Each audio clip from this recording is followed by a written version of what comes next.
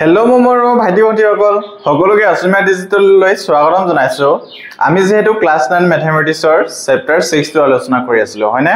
আমি আগৰ ভিডিওটোত অনুশীলনী 6.1 টো কৰিলো আৰু ইয়াৰ এই চেপ্টাৰটো কৰিবলৈ হলে মানে আমি যিবিলাক কনসেপ্ট জানিব লাগে সেইবিলাক আমি অতি ভালদৰে আলোচনা কৰি আছিলো হয়নে গতিকে তোমালোকে যদি এই ভিডিওবিলাক চোৱা নাই তেনেহলে ডেসক্ৰিপচনৰ লিংকটো দিয়া আছে তাত গৈ তোমালোকে চাব পাৰিবা আজি আমি এক্সাৰসাইজ 2.2 কৰা আগতে যিবিলাক আমি কনসেপ্ট জনাটো প্ৰয়োজন হয় সেইবিলাক আমি প্ৰথমে আলোচনা কৰি লম আৰু আমাৰ আজিকালি যেটো প্যাটাৰ্নত কোৱেশ্চন পেপাৰ আহে আৰু তেনে ধৰণৰ প্যাটাৰ্নত আমি ভাল নম্বৰ পাবলৈ হলে মানে বা আমি কোৱেশ্চন বিলাক ভালদৰে কৰিব হলে মানে কি কৰিব লাগিব আমি কনসেপ্ট জনাটো অতিকৈ প্ৰয়োজন হয় না কাৰণ আমি কনসেপ্ট নোহাকে আমি জ্যামিতি কৰিবই নোৱাৰো কাৰণ এটো কি হয় এটা জ্যামিতি চেপ্টাৰ হয় ৰেখা আৰু কোণ হয় না আমি কোন বিলাক চিনি পাব লাগিব আমাৰ যেহেতু ভেৰাইটিজ টাইপ অফ কোণ আছে হয় না আৰু গটিকে আহাচোন আমি আজি ভিডিওটো আৰম্ভ কৰো এতিয়া চোৱাচোন আমি আজি এই ভিডিওটো প্ৰথমে আলোচনা কৰিম সমান্তৰাল ৰেখা আৰু ত্ৰিজ্যক ৰেখা সমান্তৰাল ৰেখা তোমালোকে নামটো শুনিছা না আগতে আশা কৰো সকলোৱে নামটো শুনিছা কিন্তু আৰু তোমালোকৰ মনত আছে নে সমান্তৰাল ৰেখানো কি হয় বা তোমালোকৰ মনত নাথাকিলে একো নাই মই যেহেতু তোমালোকক বুজামি হয়নে আৰু তোমালোকে ভালদৰে ধ্যান দি যাবা এতিয়া চোৱাচোন সমান্তৰাল ৰেখা মানে কি হয় এডাল ৰেখা আমি টানিলো সপোজ নাম দি লৈছো a আৰু p আমি ইয়াৰ সমানকে আৰু এডাল আমি ৰেখা অঙ্কন কৰিলো সপোজ এইটো দিছো b আৰু c নামটো হয়নে গটিকে এই ৰেখা দুডাল কি হয় এনেদৰে বাঢ়ি গৈছে হয়নে দুইডাল মানে কি হয় ৰেখা দুডাল যদি আমি বহাই কেনে গৈ থাকো তেতিয়া কি এই ৰেখা দুডালে কটাকটি কৰিবনে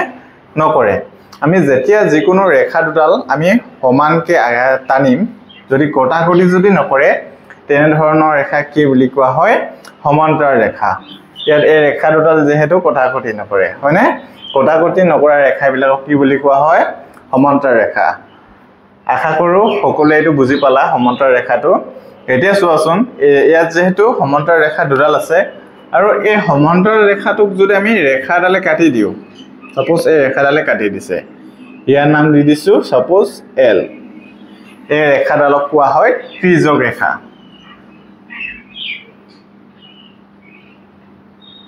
ত্ৰিজ্যক ৰেখা হয়নে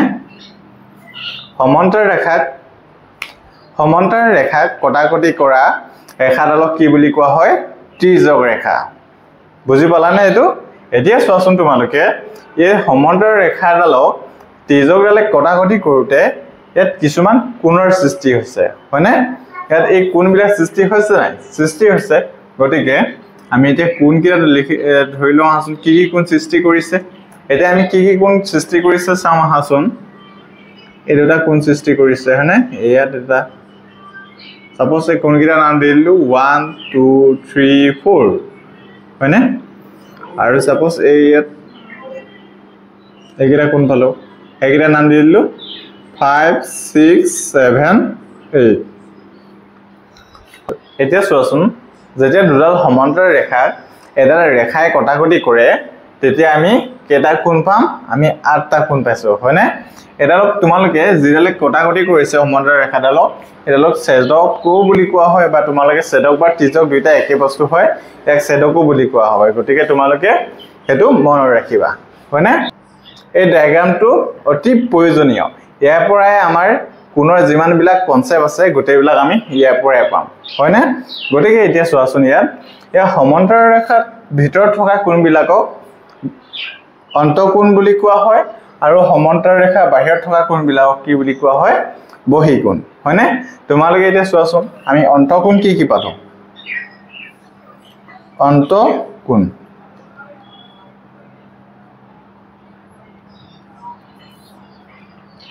অন্তঃকোণ কি হয় সমান্তৰাল ৰেখাৰ ভিতৰত থকা কোণবিলাকক কি বুলি কোৱা হয় অন্তঃকোণ আমি কি পাইছো কোণ 3 কোণ 4 হয়নে কোণ 5 আৰু 6 এগিলা কি হয় অন্তঃকোণ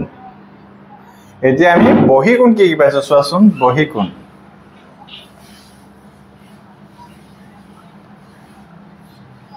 বহি কোণ কি পাইছো আমি 1 সমান্তৰাল ৰেখা বাহিৰত থকা কোণ কিটা হয়নে কোণ 2 কোণ 7 আৰু কোণ কিমান হ'ব 8 এইটা কি হয় বহি কোণ হয় আশা কৰো সকলোৱে ইমানলৈকে বুজি পালা এতিয়া আমি নেক্সট অনুৰূপ কোণৰ বিষয়ে আলোচনা কৰিম এটো এটা মোস্ট ইম্পৰ্টেন্ট বিষয় হয় যেটো তোমালোকে মনত ৰাখিবা আমি নেক্সট ইয়াত কোৱেশ্চন বিলাক কৰিব হলে মানে আমি অনুৰূপ কোণটো জানিবই লাগিব এটো বহুতে ইম্পৰ্টেন্ট হয় অনুৰূপ কোণ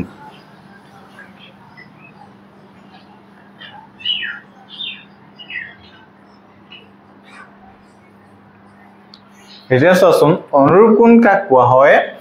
ত্ৰিজকৰ একেফালে থকা কোণবিলাকক অনুৰূপ কোণ বুলি কোৱা হয় ত্ৰিজকৰ একেফালে আছে নে নাই এটা সাপোজ ত্ৰিজকৰ এইটো সাইড আছে সাপোজ বাহাতে একেফালে যিবিলাক কোণ আছে আৰু ত্ৰিজকৰ ৰাইট সাইডে যিবিলাক কোণ আছে হেবিলাকক কি বুলি কোৱা হয় অনুৰূপ কোণ হয়নে গতিকে অনুৰূপ কোণ কি হ'ব ইয়াত 1,5 এটোটা অনুৰূপ কোণ হ'ব আৰু কি হ'ব কোণ 3, কোণ 7 হয়নে আৰু ৰাইট সাইডে আছে নহয় ৰাইট সাইডে কি কোণ কিটা হ'ব অনুৰূপ কোণ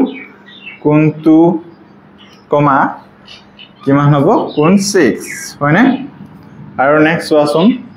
কোণ 4, কিমান হ'ব কোণ 8 এইটা কি হ'ব অনুৰূপ কোণ হ'ব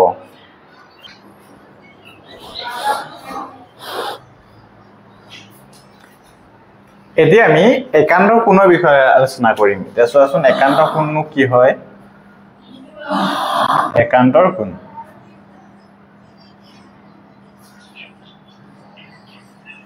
একান্তৰ দুই ধৰণৰ কোণ থাকে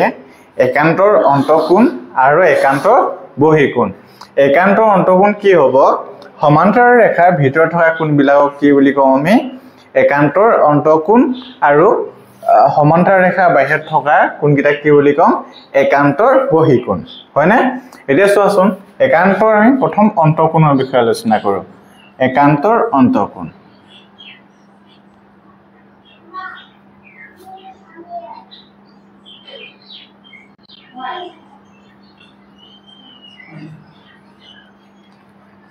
চোৱাচোন একান্ত অন্তঃকোণ বিলাক z আকৃতিত থাকে z আকৃতি মানে এনেকে চোৱাচোন এটো z হৈ গল হয়নে সাপোজ আমি z টো ইয়াতটা কোণ বনাব পাৰো ইয়াতটা কোণ বনাব পাৰো যেতিয়া z আকৃতিত যিকোনো কোণ থাকিব তেনে ধৰণৰ কোণক কি বুলি কোৱা হয় একান্ত কোণ বুলি কোৱা হয় এতিয়া চোৱাচোন আমি যেহেতু কিহৰ বিষয়ে আলোচনা কৰিছো এতিয়া একান্তৰ অন্তঃকোণ হয়নে অন্ত মানে সমান্তৰাল ৰেখাৰ ভিতৰত থকা কোণকিটা কি হ'ব একান্ত অন্তঃকোণ যেহেতু এটো চোৱা কোণ 3 আৰু 6 এটো একান্তৰ অন্তঃকোণ হ'ব হয়নে কাৰণ এটো z আকৃতিত আছে হয়নে এতিয়া চোৱা কোণ 3, কিমান হ'ব কোণ 6 এটো এটা একান্ত অন্তঃকোণ হ'ব আৰু এটা কি হ'ব কোণ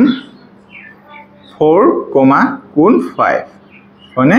এটো এটা একান্ত অন্তঃকোণ হ'ব আশা কৰো সকলোৱে একান্তৰ অন্তঃকোণটো বুজি পালা এতিয়া আমি একান্তৰ বহিকোণৰ বিষয়ে আলোচনা কৰিম একান্তৰ বহিকোণ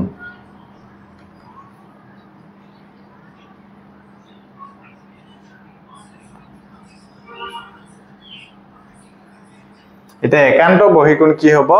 সমান্তৰাল ৰেখা বাহিৰত থকা কোণকিটা কি হ'ব একান্তৰ বহিকোণ হ'ব হয়নে এতিয়া চোৱাচোন কি হ'ব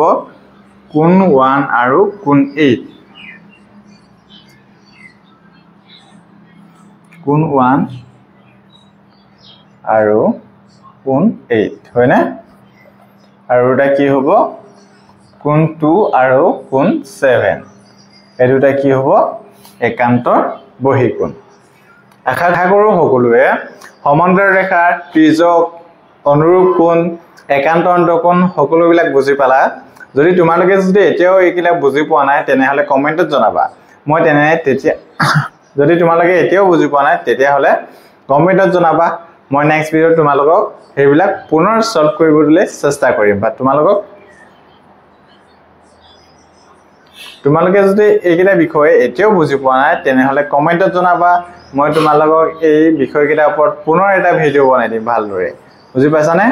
আজি ভিডিঅ'টো আমি ইমানতে সামৰণি মাৰিছো আৰু তোমালোকে যদি ভিডিঅ'টো ভাল পালা তেনেহলে লাইক কমেন্ট শ্বেয়াৰ আৰু সাবস্ক্ৰাইব কৰিবলৈ নাপাহৰিবা